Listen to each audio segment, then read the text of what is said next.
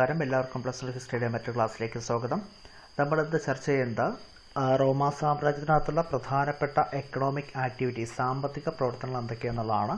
എന്താണ് സാമ്പത്തിക പ്രവർത്തനം എന്ന് വെച്ച് കഴിഞ്ഞാൽ ഒരു സൊസൈറ്റിക്ക് അല്ലെങ്കിൽ ഒരു രാജ്യത്തിന് ആവശ്യമായിട്ടുള്ള സമ്പത്ത് വരുന്ന പ്രധാനപ്പെട്ട സോഴ്സസ്. അല്ലെങ്കിൽ നമുക്കറിയാം, ഒരു രാജ്യം ഭരിക്കണമെങ്കിൽ അത്യാവശ്യം നല്ലൊരു ട്രഷറി അല്ലെങ്കിൽ സമ്പത്ത് വ്യവസ്ഥ വേണം, എക്കോണമി വേണം. അപ്പോൾ ആ ഒരു എക്കോണമിക്ക് എങ്ങനെയാണോ ഹെൽപ്ഫുൾ ആവുന്നത് ആ രീതിക്കുള്ള സോഴ്സസിനെ കൂടെ ചേർത്തിട്ടാണ് നമ്മൾ ഒരു എക്കണോമിക് ആക്ടിവിറ്റി അല്ലെങ്കിൽ സാമ്പത്തിക പ്രവർത്തനങ്ങൾ നമുക്ക് വിളിക്കുന്നത്. അപ്പോൾ എന്തൊക്കെയാണ് റോമാ സാമ്രാജ്യത്തിൻ്റെ പ്രധാനപ്പെട്ട സാമ്പത്തിക പ്രവർത്തനങ്ങൾ എന്നാണ് നമ്മൾ നോക്കുന്നത്. ദെൻ നോക്കാം. The Roman empire had substantial economic infrastructure of harbours, mines, quarries, brickyards, olive oil factories etcetera. റോമിൻ്റെ ഹിസ്റ്ററി നമ്മൾ നോക്കിക്കഴിഞ്ഞാൽ നമുക്ക് കാണാൻ സാധിക്കുന്നത് റോമൻ എംപയറിനകത്ത് ഒരു സബ്സ്റ്റാൻഷ്യൽ എക്കണോമിക് ഇൻഫ്രാസ്ട്രക്ചർ ഉണ്ടായിരുന്നു എന്നാണ്. ഇതാണ് സബ്സ്റ്റാൻഷ്യൽ എക്കണോമിക് ഇൻഫ്രാസ്ട്രക്ചർ എന്ന് വെച്ചാൽ ഒരു സാമ്പത്തിക പ്രവർത്തനത്തിന് ആവശ്യമായിട്ടുള്ള എല്ലാ ഇൻഫ്രാസ്ട്രക്ചറും സാഹചര്യങ്ങളും എവിടെ ഉണ്ടായിരുന്നു? റോമൻ സാമ്രാജ്യത്തിനകത്ത് ഉണ്ടായിരുന്നു എന്ന് പറയാം. അതെന്തൊക്കെയാണെന്ന് നോക്കിക്കഴിഞ്ഞാൽ റോമാ സാമ്രാജ്യത്തിനകത്ത് ഹാർബേഴ്സ്, തുറമുഖങ്ങളുണ്ടായിരുന്നു. തുറമുഖങ്ങളുടെ പ്രത്യേകത നമുക്കറിയാം. ട്രേഡ് ആക്ടിവിറ്റീസിന് ഏറ്റവും കൂടുതൽ സഹായിക്കുന്ന ഒരു ഘടകമാണ് എന്ന് പറയുന്നത് ഹാർബറുകൾ അല്ലെങ്കിൽ തുറമുഖം എന്ന് പറയുന്നത്. അതായത് പ്രധാനപ്പെട്ട ട്രേഡ് ഐറ്റംസ് ഇമ്പോർട്ടും എക്സ്പോർട്ടും, അതായത് സാധനങ്ങൾ ഇറക്കുമതി ചെയ്യാനും കയറ്റുമതി ചെയ്യാനും ഒക്കെ നമ്മൾ ധാരാളമായിട്ട് ഉപയോഗിക്കുന്ന ഒരു സോഴ്സ്, ഒരു മീഡിയമാണ് എന്ന് പറയുന്നത് ഈ പറയുന്ന സീ അല്ലെങ്കിൽ വാട്ടർവേസ് എന്ന് പറയുന്നത്. അപ്പോൾ അതിനാവശ്യമായിട്ടുള്ള ഹാർബേഴ്സ് അല്ലെങ്കിൽ തുറമുഖങ്ങൾ എവിടെ ഉണ്ടായിരുന്നു? റോമൻ സാമ്രാജ്യത്തിന് ഉണ്ടായിരുന്നു. ദെൻ മൈൻസിനെ കുറിച്ച് നമുക്കറിയാം. ധാരാളം ഈ അയിരുകളൊക്കെ, ഇരുമ്പിൻ്റെയോ അല്ലെങ്കിൽ അങ്ങനെയുള്ള സാധനങ്ങളുടെ ഇരുമ്പ് അയിരുകളോ അങ്ങനെയുള്ള സാധനങ്ങളൊക്കെ കുഴിച്ചെടുക്കുന്ന മൈൻസ് ഉണ്ടായിരുന്നു. ദെൻ ക്വാറീസ്, പാറയോ അങ്ങനെയുള്ള സാധനങ്ങളൊക്കെ ഉള്ള ക്വാറീസ് ഉണ്ടായിരുന്നു. ബ്രിക്ക്യാർഡ്സ്, കട്ടകൾ ഉണ്ടാക്കുന്നതിനാവശ്യമായിട്ടുള്ള ആ ചുറ്റുപാടുണ്ടായിരുന്നു. Then olive oil factories, olive oil ഉണ്ടാക്കുന്ന ഫാക്ടറികൾ. അങ്ങനെ ഇത്രത്തോളം വിശാലമായിട്ടുള്ള ഒരു ഇൻഫ്രാസ്ട്രക്ചർ എവിടെ ഉണ്ടായിരുന്നു? റോമാ സാമ്രാജ്യത്തിനകത്ത് ഉണ്ടായിരുന്നു എന്ന് നമുക്ക് മനസ്സിലാക്കാനായിട്ട് സാധിക്കും. ഇനി നമ്മൾ നോക്കിയാൽ goods for trade consisted mainly wheat, wine and olive oil. പ്രധാനമായിട്ടും 3 വസ്തുക്കളാണ് എന്തിനു വേണ്ടി ഉപയോഗിച്ചിരുന്നത് പറയാം. ഈ പറയുന്ന ട്രേഡിന് വേണ്ടിയിട്ട് ഉപയോഗിച്ചിരുന്നത് വീറ്റ്, ഗോതമ്പ്, ദെൻ വൈൻ എന്താണെന്ന് നമുക്കറിയാം, വൈൻ. പിന്നെ അടുത്ത ഐറ്റം എന്ന് വെച്ച് കഴിഞ്ഞാൽ ഒലിവ് ഓയിൽ. ഈ 3 കാര്യങ്ങളാണ് പ്രധാനമായിട്ടും നമ്മൾ എന്തിനു വേണ്ടി ഉപയോഗിച്ചത്? ട്രേഡ് പർപ്പസിന് വേണ്ടി ഉപയോഗിച്ചത്. എന്തൊക്കെയായിരുന്നു? വീറ്റ് ഉണ്ടായിരുന്നു, ഗോതമ്പ്, വൈൻ, പിന്നെ ഒലിവ് ഓയിൽ തുടങ്ങിയ സാധനങ്ങൾ വൻതോതിൽ നമ്മൾ എന്ത് ചെയ്തു? ട്രേഡിന് വേണ്ടിയിട്ട് ഉപയോഗിച്ചിരുന്നു എന്ന് പറയാം. They came from Spain, the Gallic provinces, North Africa, Egypt and Italy. അപ്പോൾ ഈ വസ്തുക്കളെല്ലാം തന്നെ ഇങ്ങോട്ട് ഇറക്കുമതി ചെയ്യുന്ന വസ്തുക്കളാണ്. എവിടേക്കാണ്? നമ്മുടെ ഈ റോമൻ എംപയറിലേക്ക് ഇറക്കുമതി ചെയ്യുന്ന പ്രധാനപ്പെട്ട ഐറ്റംസ് ആണ് ഏതൊക്കെ? വീറ്റ്, വൈൻ, ഒലിവ് ഓയിൽ തുടങ്ങിയ സാധനങ്ങൾ. അത് പ്രധാനമായിട്ട് കൊണ്ടുവന്നിരുന്നത് എവിടെ നിന്നൊക്കെയായിരുന്നു? Came from Spain. ഒന്നാമത്തെ പ്രദേശം സ്പെയിൻ, പിന്നെ ഗാലിക് പ്രോവിൻസസ് എന്ന് പറയുന്ന പ്രദേശം, പിന്നെ നോർത്ത് ആഫ്രിക്ക, ഇറ്റലി, ഈജിപ്റ്റ് തുടങ്ങിയ സ്ഥലങ്ങളിൽ നിന്ന് വൻതോതിൽ നമുക്ക് എന്തോ കിട്ടിയിരുന്നു? വീറ്റും വൈനും ഒലിവ് ഓയിലും എല്ലാം ഇറക്കുമതി ചെയ്തിരുന്നു എന്ന് പറയാം. ദെൻ ഇത് നമ്മൾ നോക്കുമ്പോഴേക്ക് ഇതിനകത്ത് ഈ പറയുന്ന വസ്തുക്കൾ, അതായത് ഈ സ്പെയിനിൽ നിന്നാണ് ഏറ്റവും കൂടുതലായിട്ട് നമുക്ക് എന്ത് കിട്ടിയിരുന്നത്? ഈ വസ്തുക്കൾ കിട്ടിയിരുന്നതെന്ന് പറയാം. ഇനി നമ്മൾ ദീസ് ഏരിയാസ് അല്ലെങ്കിൽ ഈ പറഞ്ഞ ഇറ്റലി, സ്പെയിൻ തുടങ്ങിയ പ്രദേശങ്ങളെല്ലാം തന്നെ these areas had conditions best suited for these crops. ഈ വസ്തുക്കൾക്ക് ആവശ്യമായിട്ടുള്ള നല്ലൊരു ക്ലൈമറ്റിക് കണ്ടീഷൻസ് അല്ലെങ്കിൽ അത് വളർത്താനുള്ള നല്ലൊരു ക്ലൈമറ്റ് കണ്ടീഷനും സോയിലും എല്ലാം ഇവിടെ ഉണ്ടായിരുന്നു, ഈ പ്രദേശങ്ങളിൽ ഉണ്ടായിരുന്നു എന്ന് പറയാം. നമ്മൾ ഈ പറഞ്ഞില്ലേ, Spanish olive oil was a vast commercial enterprises that reached its peak in the years 140 to 160. 140-160 കാലഘട്ടങ്ങളിൽ, അതായത് 140 CE മുതൽ 160 CE വരെയുള്ള കാലഘട്ടങ്ങളിലെല്ലാം വളരെ മികച്ച രീതിയിൽ അതിൻ്റെ ഏറ്റവും പീക്കിൽ ഏറ്റവും ടോപ്പ് അല്ലെങ്കിൽ കൊടുമുടി എന്നൊക്കെയാണ് മീനിങ്, ഏറ്റവും ടോപ്പിൽ എത്തിയ ഒരു ബിസിനസ് എൻ്റർപ്രൈസസ് അല്ലെങ്കിൽ ഒരു കൊമേഴ്സ്യൽ എൻ്റർപ്രൈസ് ആയിരുന്നു സ്പാനിഷ് ഒലിവ് ഓയിൽ എന്ന് പറഞ്ഞ ഐറ്റം.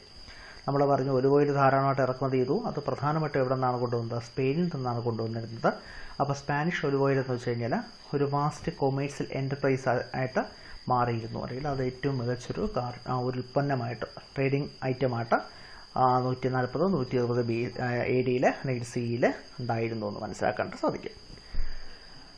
ദെൻ ഇത് നമ്മൾ നോക്കുമ്പോഴേക്കും the Roman empire included regions that had a reputation for exceptional fertility.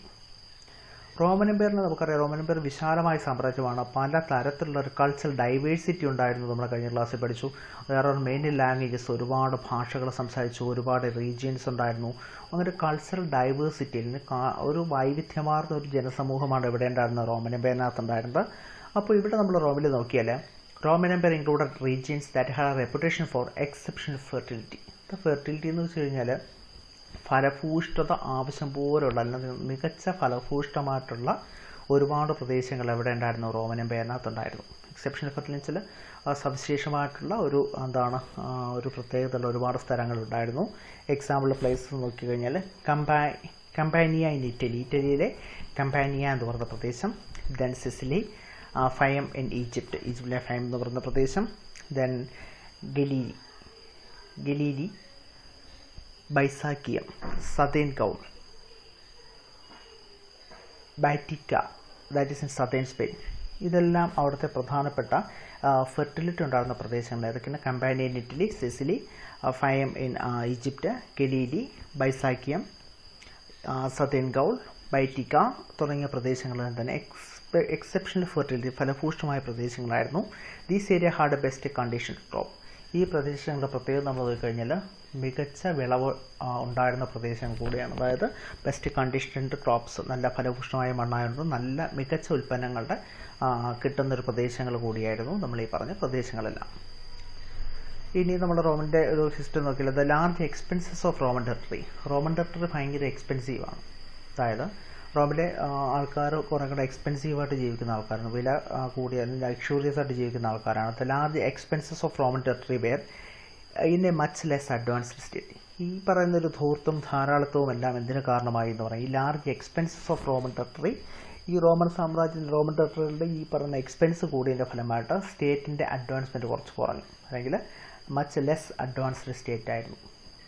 എന്നാൽ ലെസ് അഡ്വാൻസ്ഡ് സെൻസിൽ ഭയങ്കര പുരോഗതി ഒന്നും പറയാൻ പറ്റാത്ത രീതിയിലേക്ക് റോമൻ എംപയർ, റോമാ സാമ്രാജ്യത്തിലെ പ്രദേശങ്ങൾ തരം താണിരുന്നു എന്ന് പറയാം. അതിൻ്റെ പ്രധാനപ്പെട്ട കാരണം എന്ന് വെച്ചാൽ ലാർജ് എക്സ്പെൻസ് ആയിരുന്നു, ഭയങ്കരമായിട്ടുള്ള ചിലവുകളായിരുന്നു എന്ന് പറയാം. ഇനി നമ്മൾ നോക്കുന്ന transhumance which was widespread in the countryside of Numidia. Modern അൾജീരിയയുടെ ഭാഗമായി നുമീഡിയയിൽ ട്രാൻസ്ഹ്യൂമൻസ് എന്ന് പറഞ്ഞൊരു പരിപാടി വൻതോതിൽ നടത്തിയിരുന്നു. It was widespread in the countryside of Numidia. ന്യൂമീഡിയയിലെ പ്രദേശം നടന്നൊരു ഒരു പ്രധാനപ്പെട്ട ഒരു പ്രോസസ്സാണ് ട്രാൻസ്ഹ്യൂമൻസ്. അതൊക്കെ ശരിക്കും പറഞ്ഞാൽ റോമിൻ്റെ ഒരു കൾച്ചറൽ ഡൈവേഴ്സിറ്റിയെ കാണിക്കുന്നുണ്ടെങ്കിലും റോമിൻ്റെ അഡ്വാൻസ്മെൻറ്റ് കുറയ്ക്കുന്ന പ്രോസസ്സാണ് ഈ പറയുന്ന ട്രാൻസ്ഹ്യൂമൻസ് എന്ന് പറയുന്നത്. എന്താണ് ട്രാൻസ്ഹ്യൂമൻസ് നോക്കാം. It is headsman's regular annual movement between the higher mountain regions and lowing ground in search of pasture for sheep and other flocks. ഇത് ഹെഡ്മാൻസിലെ കന്നുകാലികൾ മേയ്ക്കുന്ന ആൾക്കാരുടെ റെഗുലറായിട്ടുള്ള സ്ഥിരമായിട്ടുള്ള ആനുവൽ മൂവ്മെൻറ്റ്, വർഷാവർഷം എന്ത് ചെയ്യാറുണ്ട് അവർ ഹയർ മൗണ്ടൻ റീജിയൻസ്, ഉയർന്ന മലമ്പ്രദേശങ്ങളിൽ നിന്നും താഴെയുള്ള പ്രദേശങ്ങളിലേക്ക് വർഷാവർഷം റെഗുലറായിട്ട് അവരെന്ത് ചെയ്യാറുണ്ട് പാസ്റ്റർ ഫോർ ഷീപ്പ്, ഈ പറയുന്ന കന്നുകാലികൾക്ക് അല്ലെങ്കിൽ ആടുകൾക്ക് വേണ്ടിയിട്ടുള്ള പുല്ലുകളും കാര്യങ്ങളൊക്കെ അന്വേഷിച്ചിട്ട് വർഷാവർഷം എന്ത് ചെയ്യാറുണ്ട് അവർ ഓരോ പ്രദേശങ്ങളിലേക്ക് മാറാറുണ്ട്. അത് ആനുവലി റെഗുലറായിട്ടുള്ള പ്രോസസ്സാണ്. എല്ലാ വർഷവും അവരെന്ത് ചെയ്യാറുണ്ട് മൗണ്ടൻ ഏരിയാസ് നല്ല ഉയരമുള്ള സ്ഥലങ്ങളിൽ നിന്ന് താഴ്ന്ന പ്രദേശങ്ങളിലേക്ക് അവരിങ്ങനെ സഞ്ചരിക്കാറുണ്ട് അല്ലെങ്കിൽ വന്നു ചേരാറുണ്ട്. അപ്പോൾ ആ പ്രോസസ്സ് ഏറ്റവും കൂടുതലുള്ള ഒരു സ്ഥലമാണ് ന്യൂമീഡിയ എന്ന് പറയുന്നത്. ഈ ഒരു പ്രദേശത്തിൻ്റെ പ്രത്യേകത എന്ന് വെച്ചാൽ ഇങ്ങനെ വരുമ്പോഴേക്കും, ഇങ്ങനെ ആൾക്കാർ ഈ പ്രദേശങ്ങളിലേക്ക് വരുമ്പോഴേക്കും അവരവരുടെ ടെമ്പററി ആയിട്ട് അവർ സ്ഥാപിച്ചിരിക്കുന്ന വീടും അങ്ങനെയുള്ള സാധനങ്ങളെല്ലാം ഈ പ്രദേശങ്ങളിലേക്ക് കൊണ്ട് ഫിറ്റ് ചെയ്യാറുണ്ട്. Roman states expanded in North Africa. Roman സ്റ്റേറ്റുകൾ നോർത്തേൺ ആഫ്രിക്കയിലേക്ക് എക്സ്പാൻഡ് ചെയ്തപ്പോഴേക്കും, വിശാലമായിട്ട് വന്നപ്പോഴേക്കും the pastors of those communities were drastically reduced and their movements more tightly regulated. ഈ പറയുന്ന നോർത്ത് ആഫ്രിക്കൻ പ്രദേശങ്ങളിലേക്ക് റോമൻ സ്റ്റേറ്റുകൾ വന്നപ്പോഴേക്കും ഈ നമ്മൾ നേരത്തെ പറഞ്ഞ പാസ്റ്റൽ ഗ്രൂപ്പ്സിന് എന്ത് ചെയ്യാൻ സാധിച്ചില്ല, ആ പ്രദേശങ്ങളിലേക്ക് വന്നു ചേരാനായിട്ട് സാധിച്ചില്ല. Those communities were drastically reduced. അവരെന്ത് ചെയ്യപ്പെട്ടു, റെഡ്യൂസ് ചെയ്യപ്പെട്ടു അല്ലെങ്കിൽ കുറയ്ക്കപ്പെട്ടു. അവരുടെ ആ ഒരു മൂവ്മെൻറ്റും കാര്യങ്ങളൊക്കെ കുറയ്ക്കപ്പെടുകയും ദെൻ അതേ ടൈറ്റ്ലി റെഗുലേറ്റഡ്, അവർ പൂർണ്ണമായിട്ട് എന്ത് ചെയ്യപ്പെട്ടു, റെഗുലേറ്റ് ചെയ്തു, നിയന്ത്രിക്കപ്പെടുകയൊക്കെ ചെയ്തു. നമുക്കറിയാം എല്ലാ വർഷവും അവർ എന്ത് ചെയ്യാറുണ്ട്, ഈ കന്നുകാലികളെ മേയ്ക്കാനായിട്ട് ഇങ്ങനെ വരാറുണ്ട്. അപ്പോൾ ഈ നോർത്തേൺ ആഫ്രിക്കയിലേക്ക് റോമൻ സ്റ്റേറ്റുകൾ നീണ്ടപ്പോഴേക്കും അവരവിടെ കൃഷിയും കാര്യങ്ങളൊക്കെ തുടങ്ങിയപ്പോഴേക്കും ഈ പറഞ്ഞ പാസ്റ്റൽ ഗ്രൂപ്പ്സിന് വേണ്ട രീതിയിൽ പഴയതുപോലെ ഇടപെടാനോ അല്ലെങ്കിൽ കന്നുകാലികൾ മേയ്ക്കാനുള്ള സൗകര്യങ്ങളൊന്നും ഇല്ലാതെ വരുന്ന ഒരവസ്ഥ എവിടെ ഉണ്ടായി, ഈ പറഞ്ഞ പ്രദേശങ്ങളിൽ ഉണ്ടാകുകയും ചെയ്തു. അവർ പൂർണ്ണമായിട്ട് റെഡ്യൂസ് ചെയ്യപ്പെടുകയും അവരുടെ ആക്ടിവിറ്റീസ് എല്ലാം റെഗുലേറ്ററി ചെയ്യപ്പെടുകയും ചെയ്തു എന്ന് പറയാം. ദെൻ ഈവൻ ഇൻ സ്പെയിൻ, നമ്മുടെ സ്പെയിൻ ഒരു അഡ്വാൻസ്ഡ് ആയിട്ടുള്ളൊരു ഏരിയയാണ് സ്പെയിൻ എങ്കിൽ കൂടിയും the north was economically much less developed. ഈ പറയുന്ന സ്പെയിനിൻ്റെ നോർത്തേൺ ഭാഗങ്ങൾ, വടക്ക് പ്രദേശങ്ങൾ നോക്കിയാൽ പോലും they were economically much less developed. സാമ്പത്തികമായിട്ട് വലിയ ഒരു ഡെവലപ്മെൻറ്റൊന്നും നമുക്ക് ഇവിടെ കാണാൻ സാധിക്കില്ല. സ്പെയിനിൻ്റെ നോർത്തേൺ ഭാഗങ്ങൾ കാണാൻ സാധിച്ചിരുന്നില്ല എന്ന് പറയാം. In these areas peasantry who were Celtic speaking lived in hilltop village known as castella. ഈ പ്രദേശങ്ങളിലെല്ലാം തന്നെ പെസൻറ്റ് ഗ്രൂപ്പാണ് താമസിച്ചിരുന്നത്. അവർ ഒരു പ്രത്യേകതരം ഭാഷ സെൽറ്റിക് സ്പീക്കിംഗ് ആയിരുന്നു. സെൽറ്റിക് എന്ന് പറയുന്ന ആ ഒരു ഭാഷ സംസാരിക്കുന്ന ആൾക്കാരായിരുന്നു. ദേ ലിവ്ഡ് ഇൻ ഹിൽ ടോപ്പ്. ഈ പറയുന്ന സ്പെയിനിൻ്റെ ഉയർന്ന ഭാഗങ്ങളിൽ ഹിൽ ടോപ്പുകളിൽ അല്ലെങ്കിൽ മലമുകളിൽ താമസിച്ചിരുന്ന ആൾക്കാരായിരുന്നു. അവിടെയൊക്കെ ഉണ്ടായിരുന്ന പെസൻറ്റ് സംസാരിച്ച ഭാഷ സെൽറ്റിക് എന്ന് പറയുന്ന ഭാഷയാണ്. അതിൽ ഇവിടെ ഉണ്ട് ഹിൽ ടോപ്പ് വില്ലേജസ്. അവർ ഹിൽ ടോപ്പ് വില്ലേജിലാണ് താമസിച്ചത്. ആ ഹിൽ ടോപ്പ് വില്ലേജസിനെ നമ്മൾ വിളിക്കുന്ന പേരാണ് കാസ്റ്റല. എന്തെന്നാണ് വിളിച്ചിരുന്നത്? കാസ്റ്റല എന്ന പേരിൽ അറിയപ്പെടുന്ന ഹിൽ ടോപ്പ് വില്ലേജുകളിൽ താമസിച്ചിരുന്ന പെസൻട്രി ഗ്രൂപ്പ് എവിടെയാണ് ഉണ്ടായിരുന്നത്? സ്പെയിനിൻ്റെ നോർത്തേൺ ഏരിയാസിലാണ് ഉണ്ടായിരുന്നതെന്ന് പറയാം. ആ പ്രദേശങ്ങളിൽ ഒരു എക്കണോമിക്കലി വലിയ ഡെവലപ്മെൻ്റ് ഒന്നും ഉണ്ടായിരുന്ന പ്രദേശങ്ങളല്ല. അവിടുത്തെ ആൾക്കാരെന്ന് പറയുന്നത് സെൽറ്റിക് എന്ന് പറയുന്ന ഭാഷ സംസാരിക്കുന്ന കാസ്റ്റല എന്ന് പറയുന്ന ഹിൽ ടോപ്പ് റീജിയൻസിലെ വില്ലേജസിൽ താമസിക്കുന്ന ആൾക്കാരായിരുന്നു എന്ന് പറയാം. In the Roman Empire, water power was very efficiently used around the Mediterranean. നമ്മൾ റോമിൻ്റെ ഒരു സാമ്പത്തിക അഭിവൃദ്ധിയുടെ പ്രധാനപ്പെട്ട കാരണമായിട്ട് നമ്മൾ നോക്കിക്കാണുന്നത് വാട്ടർ പവർ, ജലശക്തി ധാരാളമായിട്ട് ഉപയോഗിച്ചിരുന്നു. It was efficiently used. നല്ല രീതിയിൽ ബെറ്ററായിട്ടുള്ള ഒരു രീതിയിൽ എവിടെ ഉപയോഗിച്ചിരുന്നു? റോമൻ എംപയറിനകത്ത് ഈ പറയുന്ന വാട്ടറിൻ്റെ പവർ ഉപയോഗിച്ചിരുന്നു. It used around Mediterranean. ഇത് എവിടെയാണ്? മെഡിറ്ററേനിയൻ ഏരിയകളിലെ പൂർണ്ണമായിട്ടും നമ്മൾ ഏത് രീതിയിലുള്ള ഒരു സിസ്റ്റം ഉപയോഗിച്ചു എന്ന് പറയാം? വാട്ടർ പവർ അല്ലെങ്കിൽ ജലശക്തി അല്ലെങ്കിൽ ജലം കൊണ്ട് ഉപയോഗിക്കുന്ന ജലത്തിൻ്റെ പവർ ധാരാളമായിട്ട് അവർ ഉപയോഗിച്ചിരുന്നു എന്ന് പറയാം. There were advances in water പവറുടെ മില്ലിംഗ് ടെക്നോളജി. നമ്മളടുത്തൊരു മില്ലിംഗ് ടെക്നോളജിയൊക്കെ നോക്കിക്കഴിഞ്ഞാൽ നമുക്ക് എന്ത് കാണാൻ പറ്റും? ഈ പറഞ്ഞ വാട്ടർ പവർ ഉപയോഗിച്ചതായിട്ട് കാണാനായിട്ട് സാധിക്കും. മില്ലുകൾ വർക്ക് ചെയ്യുന്നതിനൊക്കെ വേണ്ടിയിട്ട് മനുഷ്യൻ്റെ ശക്തിക്ക് പകരമായിട്ട് എന്തിനു ഉപയോഗിച്ചു? ഈ പറയുന്ന വാട്ടർ പവറിനെ അവർ ധാരാളമായിട്ട് ഉപയോഗിച്ചിരുന്നു. അതൊരു വാട്ടർ പവർ ടെക്നോളജി ഇതിനകത്ത് ഈ മില്ലിംഗ് പരിപാടിക്കകത്തൊക്കെ ധാരാളമായിട്ട് അവർ ഉപയോഗിച്ചു. അതെല്ലാം എന്ത് ചെയ്യപ്പെട്ടു എന്ന് പറയാം? അവരുടെ ഒരു എക്കണോമിക് ഒരു ബെനിഫിറ്റ് ആയിരുന്നു എന്ന് പറയാം. The use of hydraulic mining techniques in Spanish gold and silver mines. ഈ മില്ലിംഗ് ടെക്നോളജിയിൽ നിന്നും പിന്നീട് എന്ത് ചെയ്യപ്പെട്ടു? അവർ മൈനിങ്ങിലെ അല്ലെങ്കിൽ മൈൻസ് ഖനികളിൽ ധാരാളമായിട്ട് എന്തുപയോഗിച്ചു? ഹൈഡ്രോളിക് മൈനിങ് ടെക്നിക്സ്, വെള്ളത്തിൻ്റെ ശക്തി കൊണ്ട് പ്രവർത്തിക്കുന്ന രീതിയിൽ മൈനുകൾ, Spanish gold and silver mines. Spanish gold and silver mines എന്ന് വെച്ചാൽ നമ്മുടെ നോർത്ത് അമേരിക്കൻ ഭാഗങ്ങളിലൊക്കെ ധാരാളമായിട്ട് സ്പെയിന് കോളനികളുണ്ടായിരുന്നു. ആ കോളനികളിൽ നിന്ന് ധാരാളമായിട്ട് ഗോൾഡും സിൽവറും എല്ലാം സ്പെയിനിലേക്ക് കൊണ്ടുവന്നു. അതൊക്കെയാണ് യൂറോപ്പിൻ്റെ ഒരു പ്രൗഢിയുടെ കാരണങ്ങൾ. അപ്പോൾ അങ്ങനെ ഓരോ യൂറോപ്യൻ നേഷൻസിലും ഈ പറയുന്ന അമേരിക്കയുടെ ഭാഗങ്ങളിലും ആഫ്രിക്കയുടെ ഭാഗങ്ങളിലും ഒക്കെ ധാരാളമായിട്ട് എന്തുണ്ടായിരുന്നു? ഖനികളുണ്ടായിരുന്നു, മൈൻസ് ഉണ്ടായിരുന്നു. ആ മൈനുകളിൽ സ്പെയിൻ എന്ത് ചെയ്യപ്പെട്ടു എന്ന് പറയാം? ഈ പറഞ്ഞ യൂസ് ഓഫ് ഹൈഡ്രോളിക് ടെക്നോളജി അല്ലെങ്കിൽ ഹൈഡ്രോളിക് എന്ന് പറയുന്ന ഒരു സിസ്റ്റം എവിടെയൊക്കെ ഉപയോഗിച്ച് ഈ പ്രദേശങ്ങളിൽ ഉപയോഗിച്ചിരുന്നു എന്ന് പറയാം. Well organised commercial and banking networks existed. ഈ പ്രദേശങ്ങളിലെല്ലാം അല്ലെങ്കിൽ റോമൻ എംപയറിനകത്ത് ഉണ്ടായിരുന്നത് ഒരു well organised commercial banking network, ഒരു വിശാലമായിട്ടുള്ളൊരു ബാങ്കിങ് നെറ്റ്വർക്ക് ഉണ്ടായിരുന്നു.